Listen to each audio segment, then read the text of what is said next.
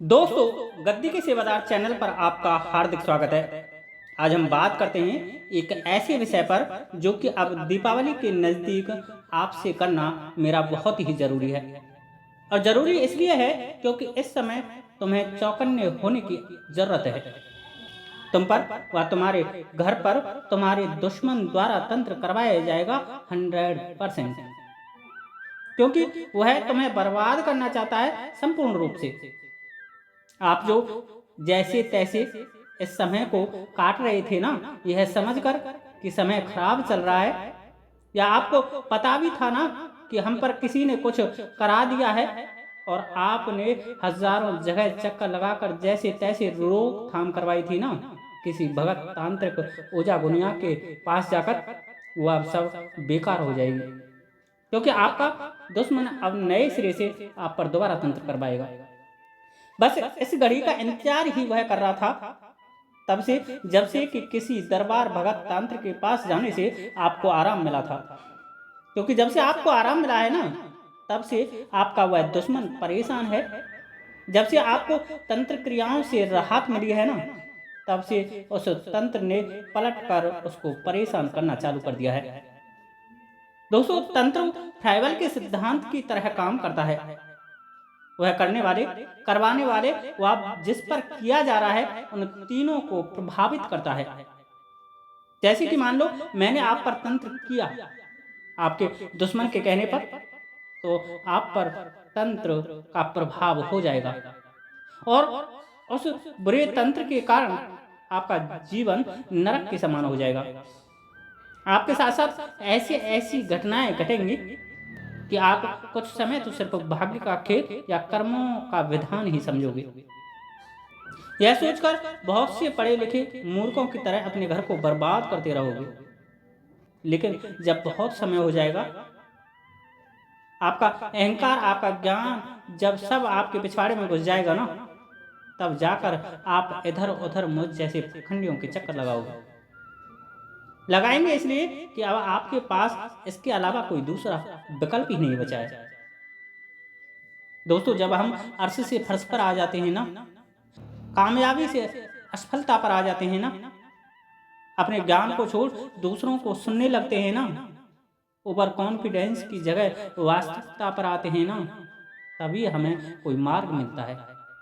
वरना मैंने बहुत लोगों के घर ऐसे देखे हैं कि वो तंत्र क्रिया के कारण बर्बाद हो गए हैं और हो रहे हैं, लेकिन वे अपने आप को बहुत ज़्यादा पढ़ा लिखा समझते हैं, वो अपने आप को बहुत भजनानंदी समझते हैं, वो अपने आप को बहुत पूजा पाठ करने वाला समझते हैं। उनकी मानसिक स्थिति इतनी भगवान के प्रति दृढ़ है कि वो मानते ही नहीं कि उनके घर में जो अब समस्याएं चल रही हैं वो तंत्र के कारण भी हो सकती हैं, वो गंदी शक्तियों के कारण भी हो सकती हैं, वो नकारात्मक शक्तियों के भी कारण हो सकती हैं।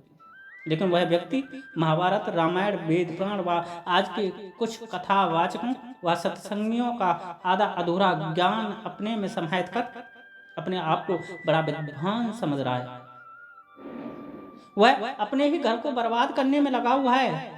इससे इस व्यक्ति को जब इसका कोई घर वाला ये कहता है ना कि कहीं कुछ दिखा लो, घर में गड़बड़ है, तो यह अपने तर्कों से उसको चुप करा देता है। इसके तर्क होते हैं कि भूत प्रेत जैसी कोई चीज नहीं होती है, भगवान से बढ़कर के कुछ नहीं होता है। तो इससे एक बार आप ये तो कहो कि रामचरितमानस की रचना करने वाले वह तुलसीदास शायद मूर्ख था, जिसने रामचरित महाकाव्य की रचना में सबसे पहले इन्हीं भूत प्रेत ब्रह्म राक्षस बेताल खबीस स्मशान जिन राक्षसों जैसी दुरात्माओं की स्तुति सबसे पहले की। उसने हनुमान चालीसा में इनका वर्णन किया है। उसने प्रेत पीड़ा से त्रसित होकर हनुमान भाव की रचना की है। उसने प्रेत मंदिर की रचना की है। शायद वह तुलसीदास तुमसे कम ज्ञानवान था, तुमसे कम भक्ति भाव वाला था, तुमसे कम भजनानंदी था। इस पर भी शायद आपका यह तर्क हो सकता है कि हाँ, तुलसीदास अनपढ़ था, इसलिए वो भूत प्रेत जैसी बहकी बातों को कर गया। तो आप क्यों रामचरितमानस का पाठ करते हो? आप क्यों राम के अस्तित्व को मानते हो? आपकी जब कहीं कोई सुनसान या मुसीबत में फटती है तो आप क्यों हनुमान चालीसा का पाठ करने लगते हो? अरे आप तो बहुत पढ़े लिखे हो और बहुत विद्वान हो, फिर क्यों इन सब बातों को मानते हो? और यदि मानते हो ना, तो यह भी मानो कि राम का अस्तित्व था तो रावण का भी था। यदि राम है तो रावण भी था, और रावण एक तांत्रिक था, यह बात जग जाहिर है। यह बात रामचरितमानस में लिखी हुई है, और जब ये बातें हमारे वेद पुराण महाकाव्यों में हैं तो हमें माननी चाहिए। और यदि आप रावण को एक काल्पनिक कहानी का, किस्से का पात्र समझते हैं तो राम भी काल्पनिक थे, क्योंकि वो भी उसी कहानी के पात्र हैं। फिर काहे को आप राम दरबार अपने घरों में सजा कर बैठे हो? फिर काहे आप हर दशहरा पर रावण का दहन करते हो? फिर काहे उस दिन यह कहते फिरते हो मोबाइल पर कि बुराई पर अच्छाई की जीत हो गई? दोस्तों, उस रावण ने तंत्र के बल पर कितना दुख राम को दिया, यह रामचरितमानस से भली भांति हमें कोई नहीं बता सकता। लेकिन एक कहानी, एक किस्सा समझकर हम उसको पढ़ते हैं, अपने जीवन में मंथन नहीं करते। आपने रावण के गुण स्वभाव को समझा ही नहीं। आपने अच्छाई व बुराई के बीच में चल रहे संघर्ष में श्री राम को क्या क्या झेलना पड़ा, यह मंथन किया ही नहीं। राम को एक तांत्रिक की तंत्र क्रिया से क्या क्या सहना पड़ा, यह आपने सोचा ही नहीं। बल्कि आपको पिक्चर की भांति हीरो द्वारा विलेन का दर्दनाक अंत याद है। आपने पूरी रामायण को पढ़कर यह निष्कर्ष निकाला कि बुराई पर अच्छाई की जीत होती है, असत पर सत की जीत होती है। लेकिन अंत देखने से पहले आप आरंभ और मध्य तो भी तो देख लो कि मध्य तक उस व्यक्ति ने क्या क्या झेला है। चलो याद करा देता हूं। जिस राम का बचपन राजमहलों में गुजरा, एक राजकुमार की भांति अपने समस्त परिवारी जनों के मध्य, जहां भाई भाई में प्रेम था, माँ बाप पास पड़ोसी परिवारी जन सब प्यार करते थे, कोई मनमुटाव नहीं था, घर बिल्कुल स्वर्ग के भांति था, सेम आपके घर की तरह। जब तक कि आप पर तंत्र नहीं हुआ था, आपके घर पर तंत्र नहीं हुआ था, और जैसे ही रावण ने राम के परिवार पर तंत्र क्रिया की, उसी दिन से राम के परिवार में मंत्रवा केकई ने राम के प्रति द्रोह चालू कर दिया। ठीक वैसे ही जैसे तंत्र होने पर तुम्हारे घर के सदस्यों के मन में कुटिल विचार जन्म लेते हैं। दोस्तों, राम के परिवार पर तंत्र रावण ने सीता स्वयंवर में अपनी हार होने के पश्चात किया था। क्योंकि तांत्रिक का एक स्वभाव होता है, यदि कोई चीज इनको वैसे नहीं मिलती तो ये अपनी शक्तियों से उसे प्राप्त करने की कोशिश करते हैं। और यह मानव स्वभाव भी है कि जिस पर जो बल होता है वह उसका प्रयोग देर सवेर करता जरूर है। और इसमें तो वह मनुष्य नहीं, राक्षस था। और राक्षस का स्वभाव है कि यदि कोई चीज उनको वैसे ना मिले तो वो उसे बलात् प्राप्त करने की कोशिश करते हैं। और जब रावण माता सीता के स्वयंवर में उन मानक निर्धारणों पर खरे नहीं उतरे, उस धनुष को उठा नहीं पाए और अति सुंदर माता सीता को स्वयंवर में ना जीत पाए, तभी से उसने भगवान राम के परिवार पर तंत्र का प्रहार कर दिया, जिसके कारण सब एक साथ पलट गया। उसने भगवान राम के परिवार पर मारण, उच्चाटन, वशीकरण, स्तंभन, विद्वेषण, मोहन आदि सभी क्रियाओं के साथ तंत्र किया। उसने केकई व मंत्रा को मोहन विद्या द्वारा अपना शिकार बनाया और उनको मोहरा बना करके चाल फेंकी। और मोहित व्यक्ति से आप कभी भी विद्वेषण करवा सकते हो। अर्थात यदि आपकी आत्मा किसी ने अपने बस में कर रखी है या मोहित कर रखी है, तो दूर बैठा तांत्रिक अपने तंत्र बल से आपसे कुछ भी करवा सकता है। वैसे ही रावण ने मंत्रवा केकई के द्वारा राजा दशरथ के परिवार में विद्वेषण क्रिया करके राज मुकुट के लिए कलह उत्पन्न कर दी। और विद्वेषण क्रिया में दोस्तों यही होता है, ठीक वैसे ही जैसे तुम्हारे घरों में तंत्र होने के बाद तुम्हारे घर परिवार के सदस्यों के बीच लड़ाई झगड़े बढ़ जाते हैं। वरना तुम खुद ही सोचो कि एकाएक राज गद्दी पर बैठने की बात कहां से आ गई, जबकि राजा दशरथ भली भांति राज्य का निर्वहन कर रहे थे। उसके बाद उसने स्तंभन का सहारा लिया। इसमें यह होता है कि व्यक्ति जहां रह रहा है वहां उसका मन नहीं लगेगा, उसका चित्त उस जगह चिंता व अवसाद लिए हुए होगा। वह उस जगह यदि रहता है तो तरह तरह से मानसिक रूप से परेशान होता है। ठीक वैसे ही जैसे तुम्हारे घर पर कोई तंत्र करा दे और उस तंत्र से जब घर के सदस्यों में कुछ लड़ाई झगड़े होने लगे तो आपका मन घर से कहीं बाहर जाने को करता है। आपका मन जहां शांति मिलती है वहां जाने को करता है। आपका मन मंदिर देवालयों में जाने का करता है। आपका मन घूमने का करता है। आपको घर में अशांति मिलती है और घर से जैसे ही बाहर जाते हो तो आपको सुकून मिलता है और आपको घर में घुसते ही चिड़चिड़ापन महसूस होने लगता है। यह सब स्तंभन क्रिया का प्रयोग है। इसी कारण दोस्तों ना चाहते हुए भी भगवान श्री राम ने वनवास बड़े ही सहजता से स्वीकार कर लिया, क्योंकि दूर बैठा रावण भगवान श्री राम पर स्तंभन क्रिया का प्रयोग कर रहा था। उसने वशीकरण किया था माता सीता पर, जिसके कारण वो भगवान राम के साथ वन में जाने को जिद करने लगे, जबकि उनकी सास ससुर देवर प्रजा ने सबने मना किया था। क्या बड़ों बूढ़ों की बात मानना माता सीता का कर्तव्य नहीं था? जिस पूरी रामचरितमानस में सीता माता के इतने गुणों को बड़े ही मार्मिक ढंग से वर्णित किया गया है, क्या बड़े बूढ़ों की आज्ञा न मान करके माता सीता ने अवगुण को प्रकट नहीं किया था? यह विचारणीय है। लेकिन दोस्तों यह सब वशीकरण का खेल था, वरना आप खुद ही सोचो कि माता सीता यह नहीं जानती थी कि सोने का कोई हिरण नहीं होता। लक्ष्मण द्वारा उनके रक्षार्थ में खींची गई रेखाएं लांघी नहीं जाती।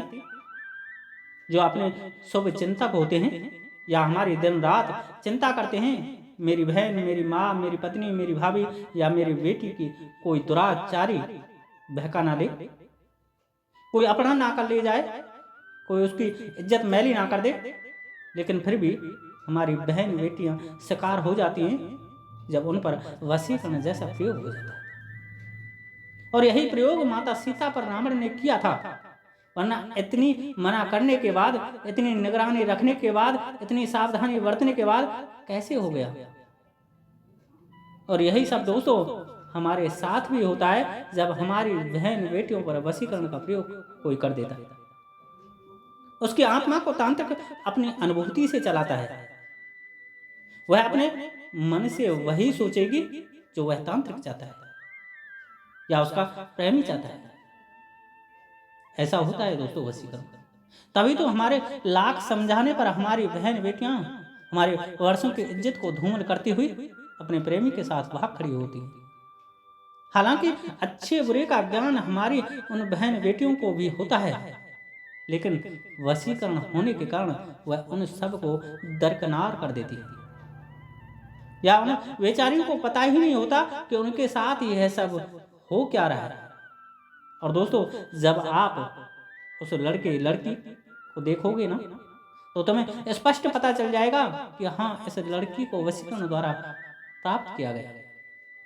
लड़का अंगूठा छाप है, लड़की पढ़ी लिखी हुई है, लड़की नौकरी से लगी हुई है, लड़का बेरोजगार है, लड़की सुंदर है, लेकिन लड़का का थोबड़ा देखकर आप सब कुछ समझ जाएंगे दोस्तों, यहाँ मेरी बहन बेटियों के साथ वही वशीकरण का प्रयोग हुआ होता है और नाम मिल जाता है लव मैरिज हो गई। और जब ये तंत्र कहीं से टूट जाता है ना तो यह लव मैरिज भी टूट जाती है, क्योंकि वह लड़की उस वशीकरण माया जाल से बाहर निकल करके आ जाती है और वो उसको वास्तविक ज्ञान हो जाता है। और वशीकरण तंत्र दोस्तों तभी नष्ट होता है जब आप किसी तांत्रिक के टच में आओगे। वह तुम्हें अपने हाथ से छू ले या आपके सिर पर हाथ रख दे या आपकी बॉडी से टच हो जाए, भले ही तंत्र उसी ने किया हो। यह ठीक वैसे ही है जैसे रावण ने माता सीता को छुआ तो माता सीता का वशीकरण माया जाल टूट गया और वो चिल्लाने लगी, रोने लगी, क्योंकि शिव भक्त के स्पर्श होने के बाद आप पर किसी भी प्रकार का तंत्र नहीं रह सकता। और यही माता सीता के साथ भी हुआ, क्योंकि रावण शिव भक्त था। जैसे माता सीता का हाथ रावण ने पकड़ा तो माता सीता से समस्त प्रकार का तंत्र हट गया, कट गया, चाहे भले ही वह तंत्र रावण ने ही किया था। और यही होता है, आप पर कितना भी बड़ा यदि तंत्र प्रयोग हो गया हो, आप वास्तविक तौर पर किसी अघोरी से मिल जाओ, वह अघोरी यदि आपके शीश पर हाथ रख देता है तो आपसे तंत्र कट जाएगा। आप किसी समर्पित शिव भक्त से मिल जाओ, आपसे तंत्र कट जाएगा, हट जाएगा। तुम खुद ही सोचो दोस्तों, रावण ने छूने के बाद भी माता सीता को दोबारा से कभी स्पर्श नहीं किया, जबकि स्त्री को गंदी नजर से छूने के बाद अपनी काम वासना और तेज हो जाती है। इसमें तो वो राक्षस था, फिर उसकी तो और काम वासना बड़ी होगी, लेकिन उसने अपने यहां होते हुए भी, माता सीता का अशोक वाटिका में होते हुए भी दोबारा से नहीं छुआ। और यही एक बात थी जो आप जैसे नकारात्मक विचारधारा वाले लोग अब तक रावण को श्रेष्ठ बता रहे हैं कि जी रावण ने तो माता को सीता को छुआ ही नहीं था। उन मूर्ख लोगों से मैं यह पूछना चाहता हूं कि फिर क्या माता सीता अपने आप रावण के रथ में जाकर के बैठ गई थी कि चलो भाई मेरा अपहरण कर लो? क्या इस तरह कोई अपहरण होता है? अरे भाई, रावण ने माता सीता को जिस समय रथ में बैठाया था ठीक वैसे ही बैठाया था जिस तरह कोई हमारी बहन बेटी का अपहरण करके कोई ले जाता है और वह बहन बेटी मदद के लिए गुहार लगाती है, चिल्लाती है। और यही सब माता सीता ने भी किया था।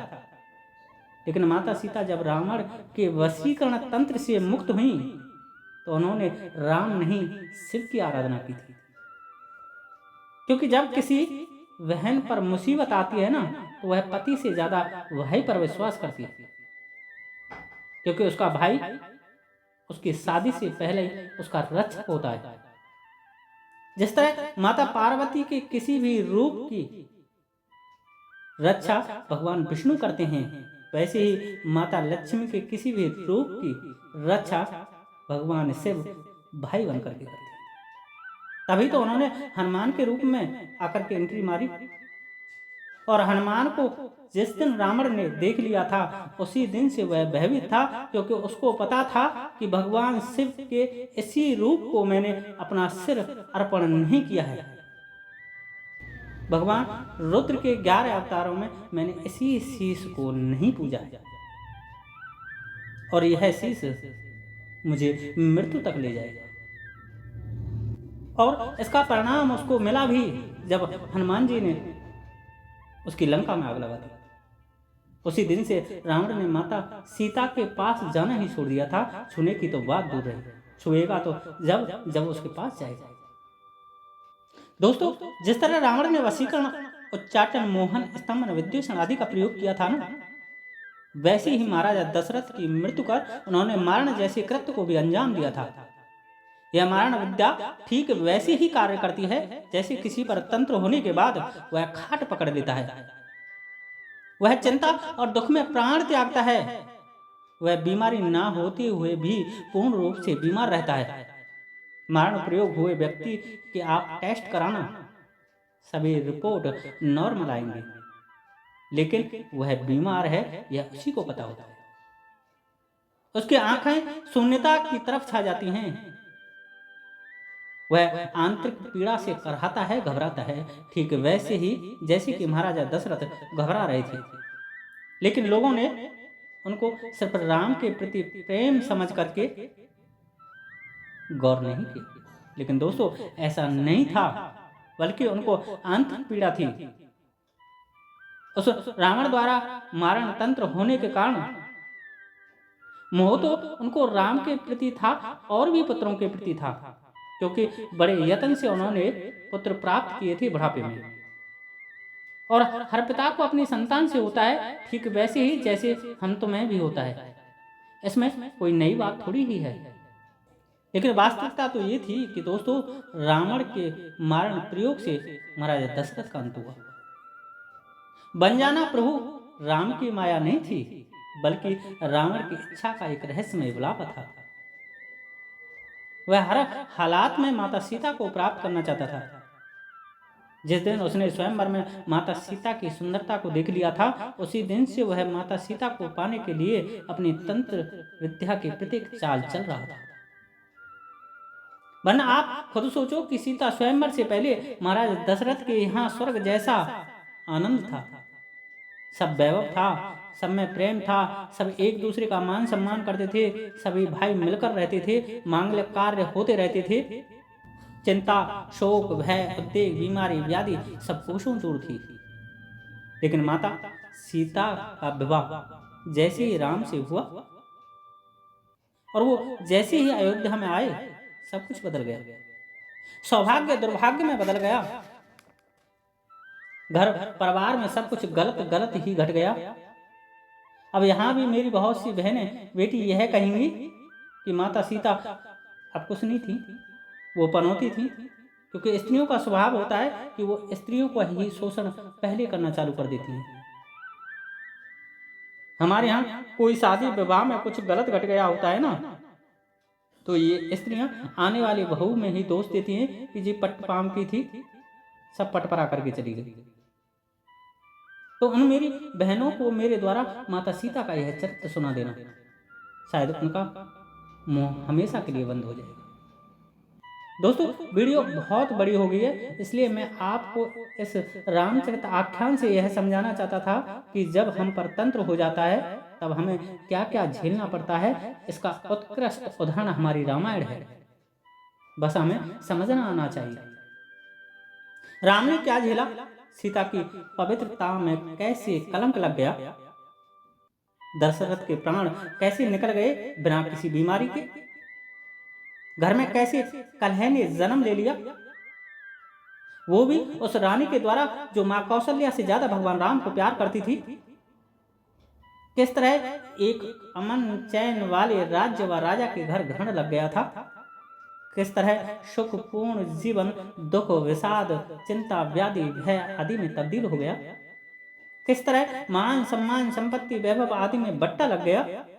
ठीक उसी तरह जब आप पर तंत्र हो जाता है तो आपके साथ भी ये सब घटनाएं घटित होने लग जाती हैं। बस हमें चीजों को समझना आना चाहिए।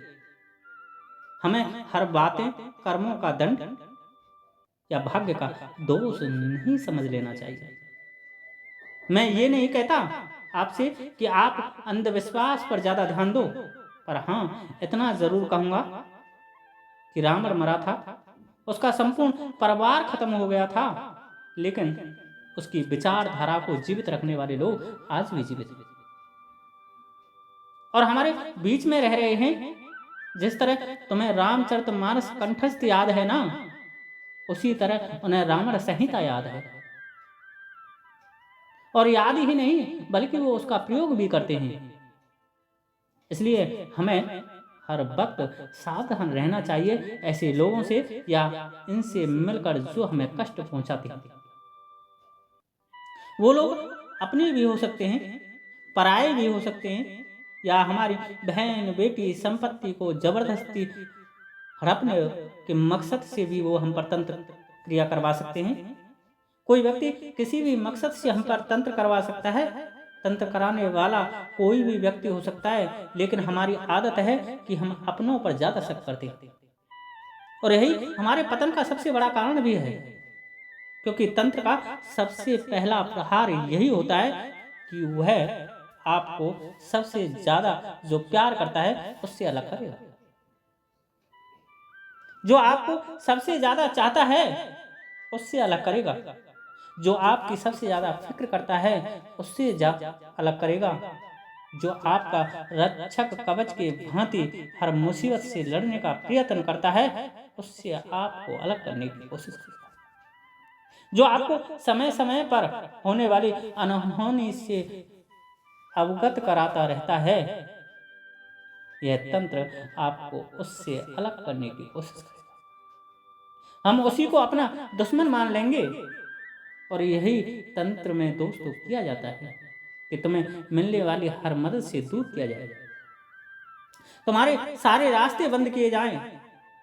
तुम्हें कोई बार बार चेता रहा है कि भाई अपने घर का इलाज करा लो, अपने को दिखा लो, कहीं ना कहीं कुछ गड़बड़ है, फिर भी आप गौर नहीं करेंगे, बल्कि तुम उस नकारात्मक शक्ति के प्रभाव से उसे ही अपना दुश्मन मान लोगे, उसी पर शक करोगे कि इसी ने मेरे घर पर कुछ करा दिया। अरे पढ़े लिखे गंवार, यदि वह व्यक्ति तुम पर कराएगा तो तुमसे बार बार कहेगा क्यों? इतना तो दिमाग में बिठा ले। तेरा ध्यान क्यों इलाज की तरफ ले जाएगा? कभी सकारात्मक सोचकर तो देखना। अरे पागल, तेरे साथ नकारात्मक शक्ति जुड़ी हुई है, तभी तो तू एकांत पसंद करता है, तभी तो तुझे अपने परिवार के सदस्य पसंद नहीं आते, तभी तो तू हर चीज में सिर्फ नकारात्मक दोष ढूंढने लग जाता है, तभी तो तुझे अपने अलावा सब गलत लगते हैं, तभी तो तू अपने आप को ज्ञानी, पढ़ा लिखा, वेदज्ञ व विद्वान समझता है। तो एक बार तू यह सोच कर देखना कि मैं इतना बड़ी ज्ञानी बुद्धिजीवी हूं, तो फिर हर कार्य में असफल क्यों हो रहा हूं? मुझे सुख शांति क्यों नहीं मिल रही है? मैं सही तरह से सो क्यों नहीं पा रहा हूं? मैं अनचाहे भय व घटनाओं को अपने मस्तिष्क में क्यों जन्म दे रहा होता हूं? मैं भविष्य में ये होने वाला है, ऐसा हो जाएगा, इस तरह की फिजूल की बातों को क्यों सोचता रहता हूं? मैं अपना वर्तमान ढंग से क्यों नहीं जी पा रहा हूं? तो कारण है दोस्तों कि ऐसा व्यक्ति नकारात्मक शक्तियां व तंत्र का शिकार हुआ होता है। नकारात्मक विचार दोस्तों उसी को आएंगे जिसमें सकारात्मकता ना हो, और सकारात्मकता का मतलब सिर्फ भगवान में विश्वास करना नहीं होता, बल्कि सकारात्मकता का मतलब है कि हम प्रत्येक बिंदु पर अपना सही व सटीक दृष्टिकोण रखें। हमें बातें व घटनाओं के लक्षण का विवेचन करना आना चाहिए। दशहरा पर रावण भले ही जलाया जाता हो, लेकिन हमें यह याद भी रखना चाहिए कि दशहरा से 2 दिन पहले हम रावण के पुतले को जन्म दे रहे होते, और जब हम रावण के पुतले को जन्म दे रहे होते हैं, उसे बना रहे होते हैं, उसी समय हमारा दुश्मन भी हमारा कहीं पुतला बना रहा होता है, हमारा दर्दनाक अंत करने के लिए। उस दशहरा पर रावण का अंत नहीं बल्कि उदय होता है, क्योंकि दशहरा से दिवाली के समय तंत्र अविचार, तंत्र क्रियाएं अपने चरम पर होती हैं। कारण है कि मरे हुए व्यक्ति की आत्मा 12 दिन तक इस पृथ्वी पर चक्कर लगाती हैं, और आपने देखा होगा दशहरा से 12 दिन बाद काली चौदस पड़ती है, और इसी काली चौदस पर तांत्रिक अपने तंत्र के सबाब पर होते हैं, और फिर वो अपने लक्ष्य पर अटैक करते हैं।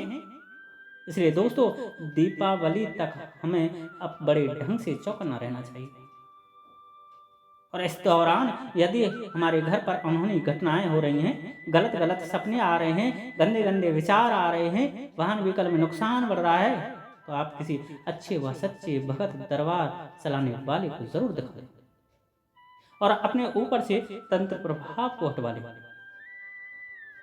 आज के लिए इतना ही। वीडियो अच्छी लगी हो तो लाइक करें, शेयर करें, कमेंट्स करें, व जिस तरह रावण का अंत करने के लिए विष्णु व शिव के अंशावतार की आवश्यकता हुई, ठीक उसी तरह यदि हमारे घर में खबीस ब्रह्म राक्षस जिन्न व मसान का पहरा है, तो हमें कौन कौन से भगवान की शरण लेनी चाहिए। यदि यह सब आप जानना चाहते हैं तो चैनल को सब्सक्राइब जरूर कर लेना, क्योंकि मैं यहाँ रहस्यों के उन बिंदुओं को उजागर करता हूँ जो आपकी समझ से परे। जय श्री राधे, जय श्री कृष्णा, जय माता की, जय गद्दी के सेवादार।